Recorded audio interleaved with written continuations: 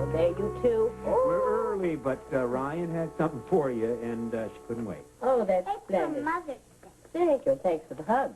All right, we'll put it right here. But open it now. Oh, that's a blessing. I don't have to wait all the way till Sunday. Oh, Jeff, did you see this? Oh, darling, I thank you. What a lovely present. I can't think of anything I'd rather have. Now, where should we put it? On the mantle. Oh, that's a good place, right next to your father and mother's wedding picture. How about that? Who doesn't that look grand there? Jack, hold on a second. Maeve, little John needs some buttons on his shirt. Oh, sure. Honey, little John couldn't be here. He had to go to Jason's birthday. But he said you'd understand. You there? I wasn't invited. Why not? I don't know Jason. What? Ryan, have I met Jason? No. It's okay, Dee. My feelings aren't hurt. Even when you don't plan to be nasty, you still are nasty anyway. I was talking about Frank and Jill's press conference as if you didn't know. Dee, I hadn't a clue. Well, were you there? Yeah. Well, what happened? Well, Frank withdrew from the election. Jill announced her candidacy, and Osofsky praised them both. Jack, don't be a tease. Get to the good parts. Was Charlotte there? No. Well, was Frank furious that he had to quit? What happened? You know, his inner emotions. Frank? Come out? Was a class act. And so was Jill. And you can see it all on the late news, because after Lee gets here, I'm going to go down to the station, and I'm going to tape my commentary, and I'm going to edit the clips from the press conference. Okay. Now, I assume Lee hasn't called? No. She's not late yet. No. You're absolutely right. Now, what are we going to do? Jono is at his birthday party. That means I get you all to myself because it makes it real special. What do we do? I like stories. Oh, stories, is it? Read or told? Told about when you were a girl. Maeve, could you tell a story about selling chances of the fair or your first ice cream cone? Well, that is if I get a vote, because I would really like to listen. We did selling chances already. Willie Weaver? No, cabbages. Oh, it's adventure that you're after. Well, why don't you tell Cabbages? I haven't heard that in a long time. All right. Should we have tea and cookies first? No, cabbages first. And then tea. And then Willie Weaver. You're in for a long night. Oh, there's your guess. It'll only be with the doctor all I'm not late for another 30 seconds. You're going to get a reward. Maeve's about to tell a story. Hello, Lily. Oh, with pleasure. Hiya, Pumpkin. Well, we'll let start. It was the summer of my 14th birthday. It was a very important time for my family, my father and my mother, so all of us. My father, as everybody else knows here, was a Republican, which means in Ireland someone who believes in the freedom of his country from the rule of England. And he had fought for that idea, in the days of the armed fighting, and had risked his life many times afterwards. But my father was a practical man, and he understood that the English presence in Ireland was a fact, and it would be, one way or another, for a long time to come. And his answer to that was to never allow himself to feel hatred, to outthink them, outsmart them, and outvote them and their friends, so that finally they would all pack up and go home.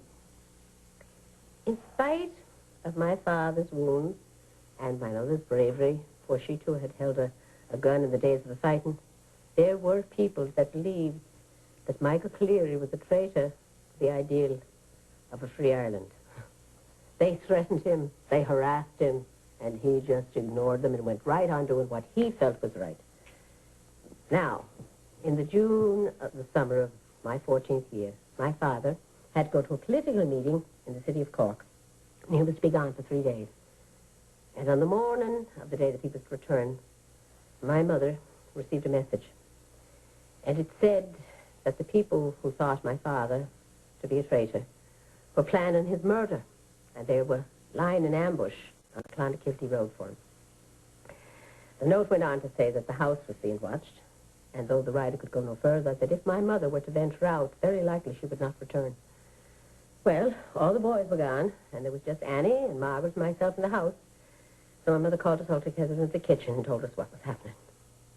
As it happened, it was market day, and on market day, it was my job to take my cabbages to town and to sell them.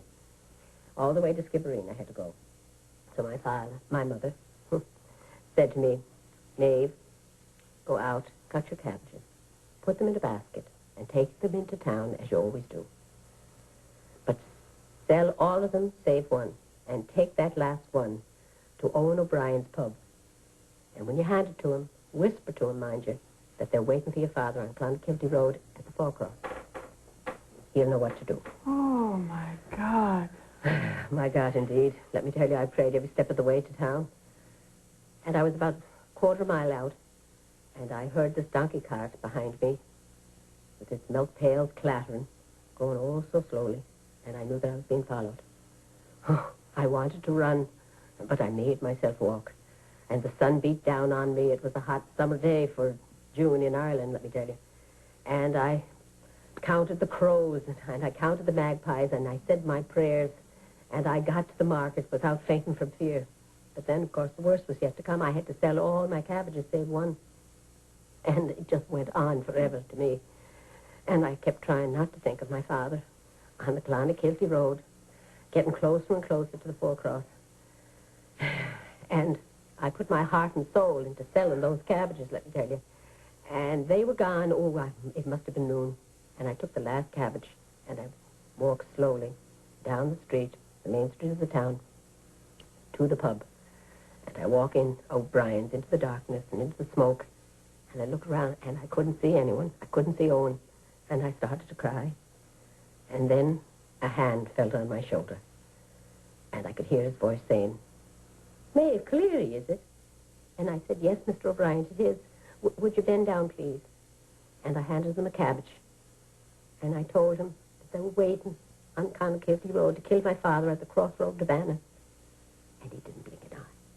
He just straightened up and shifted the cabbage to the other hand and said, "Well, now, Maeve, girl, you tell your ma not to worry about that bill. And I thank you for the fine cabbage." With that, he turned around and walked behind the bar. And he drew himself a stout, and one for Fergus Vaughan, who was sitting there. And they had a few words, and they laughingly walked back into the kitchen. They never came back. And I sat there, it must have been hours, at least it seemed that way to me, until Mr. Mahoney walked in and said, "You know, I'm taking my wagon by your house, girl. Would you like a ride?" And I said, "Oh, Mr. Mahoney, I dearly would like a ride." And when we got to the front door and I walked in that house, I didn't know what to expect. And there was my da. And he puts his pipe down, and he stretches his arms out to me, and he says, "Maeve, girl, you did good work today selling those cabbages." Oh, how did Mr. O'Brien save him? Oh, that's another whole story. Right now, I'm sorry to say, we have to leave. I don't want to leave. I want another story. You're welcome anytime. Oh. Sure it is.